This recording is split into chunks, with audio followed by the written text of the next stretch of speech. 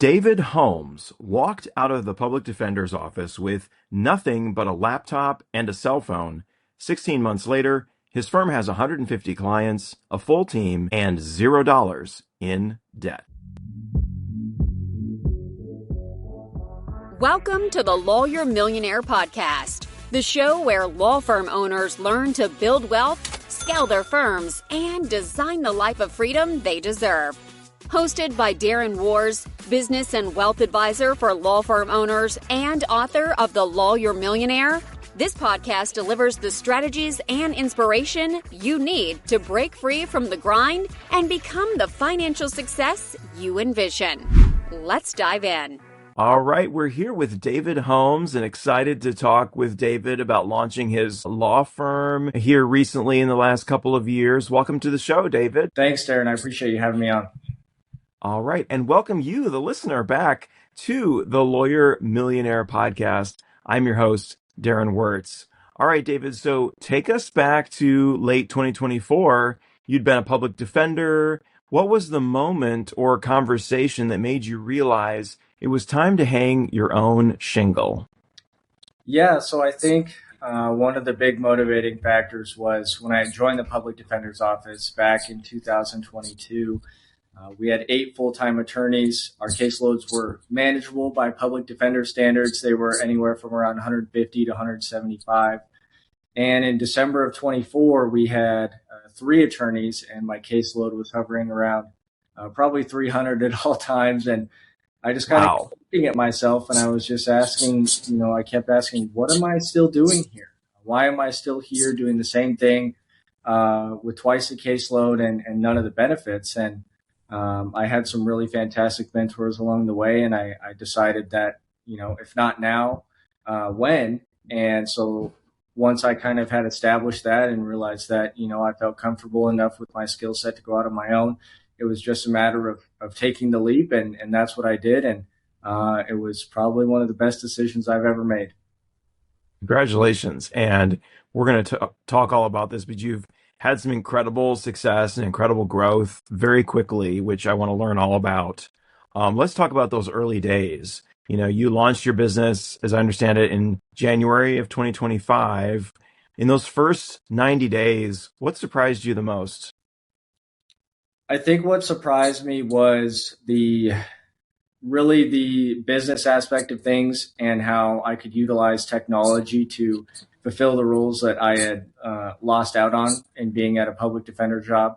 As a public defender, I had an assistant that did all my drafting for me, all my filings. And so when I went out on my own, it was just me, a laptop, and a cell phone. And so utilizing technology was one of the things that surprised me the most about being able to my efficiency and keep my overhead low and sort of do things at the lowest expense possible, but still maintaining high standards. And so that was one of the things that I really tried to utilize because obviously starting something from the ground up takes a lot of time. And I didn't want to take out any loans or anything like that to, hire a big staff or invest a lot of money at the beginning. So I really just tried to lean on technology as much as I could. Good for you. I mean, that is one of the lessons I wish every law firm owner starting out would learn is you don't have to take on a whole bunch of debt. We want to be, and you can be profitable from day one. We want to really guard that profitability from the get-go. So that's a great way to think about it. I understand that your background is in philosophy. You have a bachelor's in philosophy. I'm curious, has that background helped you in any unexpected ways as a new business owner? I think the way that it's benefited me the most is being able to be flexible with the way that I approach being a business owner.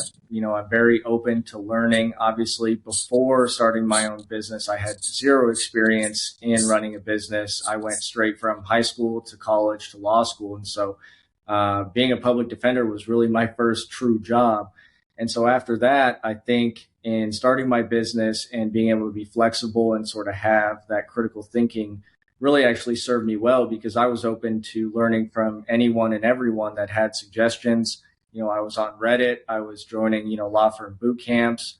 And so I think the sort of philosophy background really just helped me sort of realize that it's okay to not be an expert right away and that you need to learn from other people if you want to be successful. Awesome. I love that. And let's talk about that growth story. What does the firm, in the time since you opened, what does the firm look like today, in terms of client volume and your staff, your team? Tell us what it looks like. Yeah, so currently we have about 150 active clients. As I said, I started from just a cell phone and a laptop, and now we have a 2,000 square foot office. I have a partner attorney who's my business partner, and then I have a full time dedicated legal assistant and a full dedicated secretary. And we actually just brought on a contract investigator for some of our larger criminal cases. So in the past, 16 months or so, we have expanded rapidly. That's awesome. Hiring and bringing on staff is one of the most challenging steps for many new law firm owners. What helped you take those steps and have the courage to bring people on? I think what led to me having the courage to bring people on was realizing my own limitations. When I realized that I couldn't be the lawyer, the business owner, the filer, the court runner, all of those things at the same time, I knew that it was time to bring other people on. And when I did that, it definitely decreased the stress and sort of allowed things to run more fluently. And I've always said, if I need to hire more people and I'm not getting paid as much, that's okay, because eventually that day will come where the profitability will increase. But if I can get a solid system and the right people in the right positions, then that's what I aimed for at the beginning, really. Right people in the right positions. You're speaking my language. Straight from EOS, right people, right seats. We talk about that and having the right people on the bus and the right people in the seats on the bus. That's a really critical concept. You've gotten a great case volume going and has some great financial results in just these last couple of years. What do you credit that to in your marketing? What's been working really successfully for you? I think outsourcing my marketing was the single smartest thing I've done since opening the firm. When I hired an outside agency to run that, I hired a really good team that was vetted. And we have fantastic communication. They're wonderful people, and they really take care of everything on the back end so that I can focus on being the attorney. As we talked about a little bit earlier, I don't pretend to be an expert in all things, and marketing is definitely one of the ones that I know about zero. So I pay them to handle it for me, and we have a great working relationship. And that was definitely one of the things that contributed to the growth early on. Absolutely. And who is that marketing team, if you don't mind me asking? I'm sure a lot of listeners would be curious to know who they are. Absolutely. So they're a green cardigan marketing out of Fort Lauderdale, Florida, run by Ashley Robinson, who is fantastic. And I've been with them since March of 24 or 25, excuse me. And they have been nothing but fantastic. Very cool. Well, thanks for sharing that. And bringing in the leads is step one. The then critical step is how do we make sure we're converting those leads and creating happy customers. What do you do that's been successful in that step? Yeah, absolutely. So first off, having an excellent CRM, I think, is step one, and Clio Grow has been fantastic for that, so that we can track everything, track our average case value, how many cases we're bringing in a month, what our lead potential is. But then after that is really just making sure that we have a system in place so that once someone calls, they get someone immediately, and they get someone who knows what they're talking about, who knows how to, handle a sale, and who makes sure that that client is taken care of. So one of the things that I think we do differently is that the way our phones are actually set up is that at all times, whenever somebody calls the marketing line, every single one of our phones will ring. So we actually have 100% call pickup for the last 14 months. And I think that's contributed hugely to our success. Okay, great. Yeah, that is a common factor we see in successful firms is being fast to get on the phone with that new potential client. You mentioned sales. I'm glad you mentioned that. What many new law firm owners tend to be uncomfortable with is the idea that they are salespeople now, and they have to learn sales skills. Were you a natural at sales, or what did you? How did you become a good salesperson? Yeah, that's an interesting one because obviously being a public defender for so long, I never had to ask a client for money. I was paid. When Yeah. I first had to start doing it, it felt pretty unnatural, but I think when I got the hang of it, I became a natural. I love talking to people. Criminal defense is very communication oriented.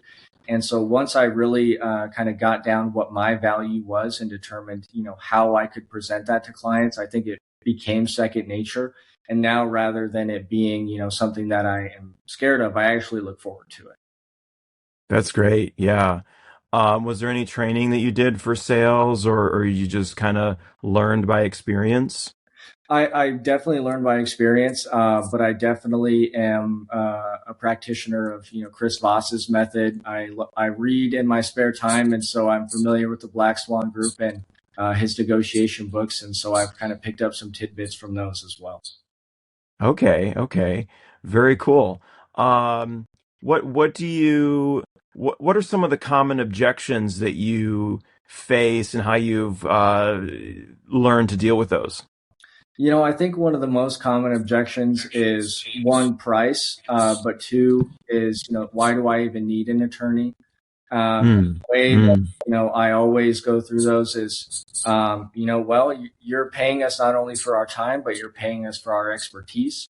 And if you want something done right, then it's going to cost, it's going to cost you. But it's going to be worth it in the end. And we make sure to let people know that we're very client focused. We're very client centered. We're not one of those firms that when you call them, you just get an assistant every time. I try to be as available as possible. And then two, when it comes to the objection of do I even need an attorney, I say, well, it's like doing, if you want your best friend to do heart surgery on you, that's fine, but don't expect to get. And it's unfortunate because I've had a lot of clients that have called me after pleading guilty without an attorney, and mm. looking at $30,000, $40,000 in restitution, and at that point, there's nothing I can do other than say, well, you should have called me 3 months ago, and that gives me some heartburn because I do this because I enjoy helping people. And so, when they can pay an attorney, a $5,000 or $6,000 flat fee versus pay $40,000 in restitution, then it will kind of sink in as to why, our services are valuable. Yeah, that definitely paints a good picture there. Absolutely. Um, some criminal defense firms we've worked with struggle with collections and billing and getting clients to pay and end up having a very large AR, accounts receivable. How are you staying on top of client payments and making sure clients pay and that and all of that? Yeah, absolutely. So we've pivoted a lot the last 6 months since we've expanded. Obviously, when I first started, I was pretty much taking anything that walked through the door who could make a down payment just to grow the business. But now that we're more successful and more profitable, we're a lot more, for lack of better phrasing, picky about clients that we take on, and we make Yeah. sure that we at least get half down on a flat fee. But one of the resources that we've used is LawPay.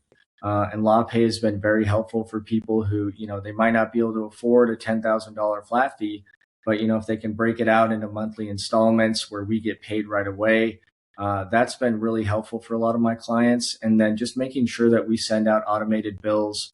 But I definitely have that same, struggle as well as I'm sure, like you said, many criminal defense firms do. Yeah. And you're located in Gillette, Wyoming, right? That's correct. Yes.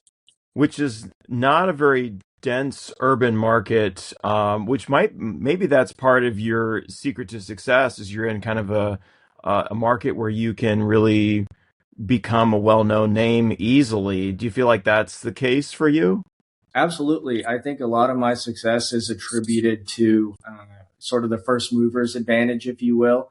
And, being one of the first, I wouldn't say the first, but maybe one of the most involved with marketing, SEO, and PPC and LSA and getting Green Cardigan on. I think we've had a massive first movers advantage in getting our name out there. And I think that's helped quite a bit. And then once, the clients see what we're about and they get into our office and they see the results that we drive, that obviously goes into our, our reviews and our Google business profile. And then people start to see, not only are they marketing successfully, but their clients are extremely happy with the services that they're getting. Yeah, yeah, absolutely. We talked a little bit about the cash flow. Let's come back to that a little bit. Have there been any moments in the firm where cash flow was a little bit tight, and what did you learn from those experiences? Yeah, so I brought my business partner on, Jacob Stewart. He's the other attorney in our office. I brought him in July of 25. We were best friends in law school, and it was always our dream to do this.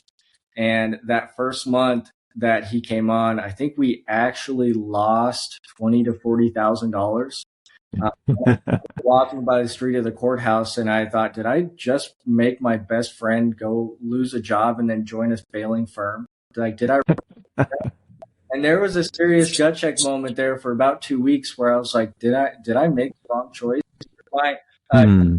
at a very successful large civil law firm in South Dakota, and they loved him. And I was like, did I really just ruin my friend's legal career by joining a failing law firm? But thankfully, things picked up after that. I think it was more of a patience thing, and obviously Yeah. the additional expense of another attorney. But thankfully, things kept going along the path that they were soon after that sort of dip had occurred. But it did definitely scare me for a few weeks. Yeah, absolutely. That's common. There's a catch up period. When we talked before, I mentioned the idea of profit first, which I think was new to you. Have you had a chance to explore that at all? I have a little bit. Yeah, I've read a few articles on it, and it definitely seems like an interesting concept that I like it. Yeah, we've been talking about that a lot this year. And for our listeners, you can go back and you can check out some of our previous episodes. Basic idea is subdividing all the money that comes in into different sub accounts for different purposes. It really helps reduce a lot of that cash flow stress because then you can look and you can see, oh, I have money for this, for that in those accounts ready to go, which Mhm. can be very helpful. Right, absolutely. Absolutely. Is that, one of the things you mentioned too was, the stress of being an attorney is one thing, but the stress of running a business is completely different. A lot of that probably relates to cash flow. Tell us a little bit more about how you experience that and what that means for you. Yeah, absolutely. So I think one of the biggest stressors of running a business is not only being profitable, but understanding that, having an obligation to pay other people's salaries is a huge responsibility, and it's not something Mm, to take lightly. If I don't make money, my employees don't get paid, and if they don't get paid, then they can't feed their families. So that's yep. something that I sort of take a deep philosophical approach to. And so when I look at, profitability and the business side of things, I always try to make sure that every dollar is going to a place that's going to make us successful. If not now, then 3 months down the line. Obviously, there are lagging effects of marketing that, those things take time and those things take patience. But I always like to make sure that, every dollar we spend is going in a place that's going to make us successful long term. Yeah, absolutely. I agree with you, David. I think, that for me as a business owner, that is one of the greatest privileges and also one of the greatest challenges. You know, I have employees that need to get paid. It's a privilege, the way I think about it, from the standpoint that I love being able to create a place where they can come work and do what they love. I think that for me is just so profound and so wonderful. Absolutely. It's also a great responsibility. Yeah. Yeah, no, I love the fact that I can, do my best to create an environment where my employees love showing up every day. They love doing the work that they do.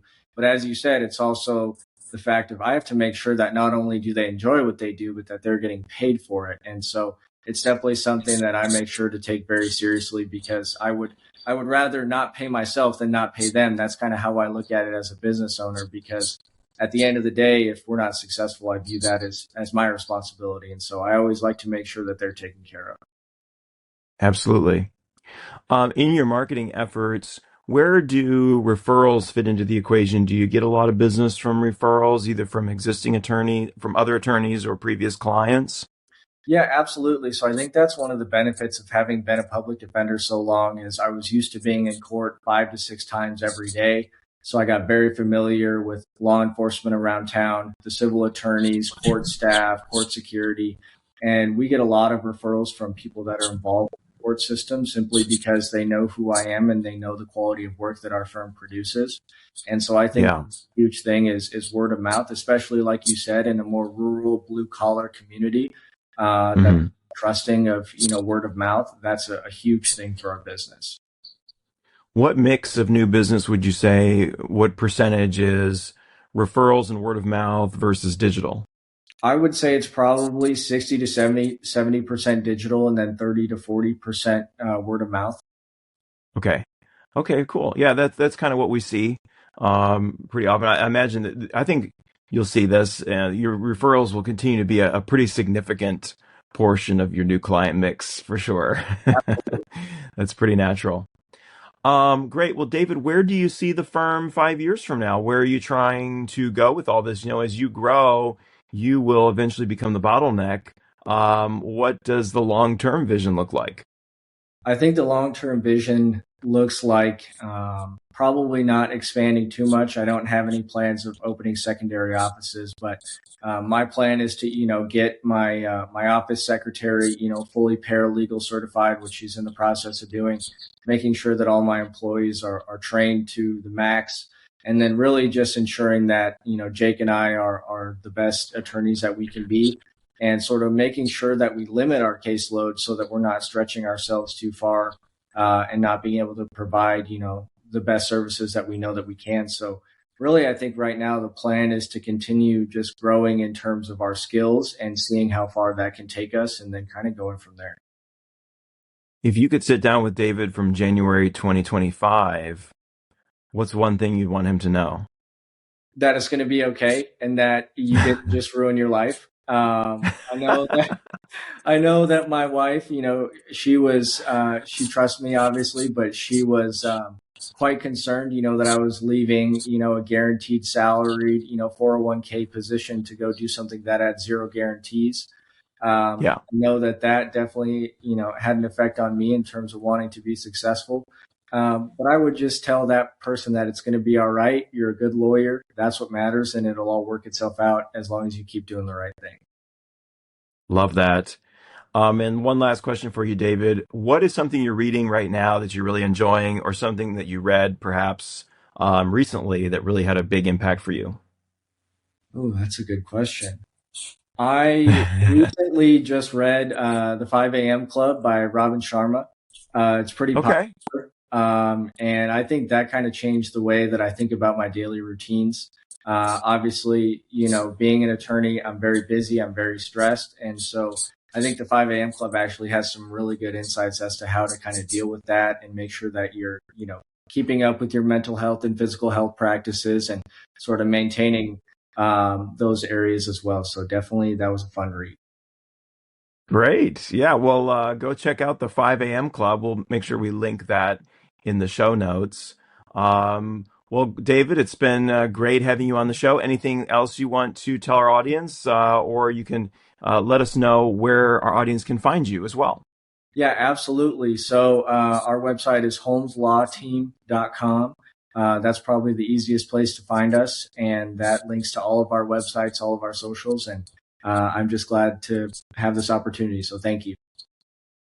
All right. Thanks so much, David. All right. A huge thank you to David Holmes for joining us today. You can find David and his team at holmeslawteam.com. And as always, all the links, including the book he recommended, are waiting for you in the show notes. Now, here's what I love about David's story. He refused to confuse activity with progress, and he didn't borrow money to look successful. He didn't hire a big staff before the revenue was there to support it. And when the work outgrew him, he quickly put people in the right seats. That kind of disciplined, debt-free thinking is what separates firms that quietly build wealth from firms that just stay busy. And here at The Lawyer Millionaire, this is the work that we do every day, supporting solo and small firm owners and helping them think clearly about cash flow, hiring, and the long-term wealth that their firm is supposed to be building for them. We bring business advisory, tax planning, and wealth management all together under one roof in one team on a flat fee fiduciary model. So you can stop juggling separate advisors and start getting one coordinated and effective plan. And if you want to be in the room with law firm owners who are thinking this way, building real businesses? Come join us inside the Lawyer Millionaire community. You'll get monthly masterclasses, a quarterly book club, and a network of peers who are walking the same road at community.lawyermillionaire.com. Well, that's it for today, my friend. And remember, if your law firm isn't building you wealth and freedom, what the hell are you doing? Can I get an amen up in here? Now, go make it happen. And I'll see you next time. Are you a law firm owner looking to build real wealth and break free from the daily grind? On the Lawyer Millionaire podcast, we share practical strategies to grow your practice, maximize profits, and create the financial freedom you deserve. Join host Darren Wars as he interviews top experts and successful law firm leaders who share their secrets. Don't just practice law, build a legacy. Listen now to The Lawyer Millionaire wherever you get your podcast. The Lawyer Millionaire podcast is for informational and educational purposes only. It is not intended as legal, tax, or investment advice. Listeners should consult with a qualified professional before making any financial or business decisions. The views expressed by guests are their own and do not necessarily reflect those of Darren Wars or Lawyer Millionaire Wealth Advisors.